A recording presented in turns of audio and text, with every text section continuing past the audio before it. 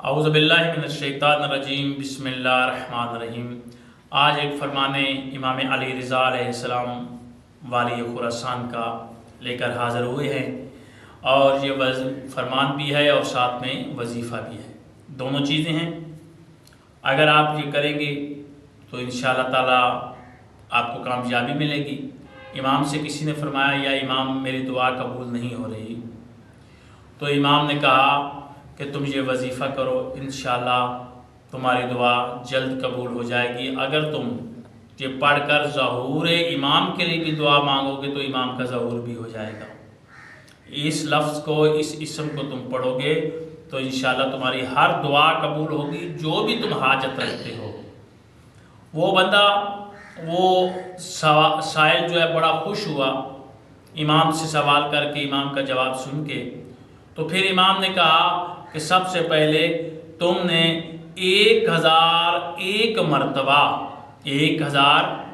مرتبہ یا مجیبو، 1001 مرتبہ یا مجیبو اس کی تلاوت کرنی ہے، اس لفظ کو پڑھنا ہے، اول و آخر درود پاک پڑھ لینا ہے، 1 دفعہ، 3 دفعہ، 5 دفعہ، 7 دفعہ، 11 دفعہ، 12 دفعہ، 14 دفعہ، یعنی کہ ان اعداد میں تم نے درود پاک پڑھنا ہے، اول و آخر، اور درمیان میں یا مجیبو، اس کو 1001 مرتبہ تم نے تلاوت کرنی ہے، یعنی کہ اس کی 10 تسبیحاں اور اوپر 1 دانہ یہ تم نے پڑھنا ہے۔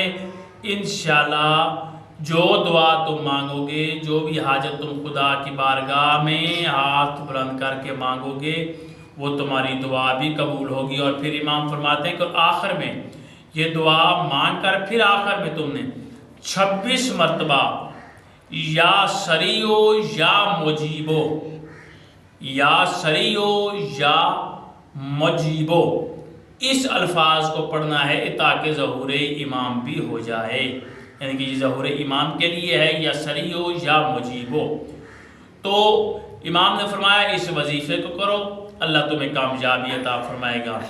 یا مجیبو کو پڑھو 1001 مرتبہ، اور پھر آخر پہ یا سریو یا مجیبو 26 دفعہ یہ علیحدہ پڑھنا ہے۔